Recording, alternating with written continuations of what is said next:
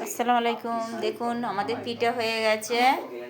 আজকে করেছি, আজকে একটু ননদ নিয়ে যাবে, তার জন্য একটু পিঠে করলাম। এটা আমার ননদ। হ্যাঁ, এইটা হচ্ছে ফিরনি হয়ে, এই তো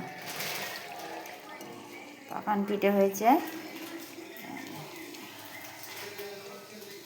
এটা এটা গুলে রেখে দিয়েছি। আচ্ছা,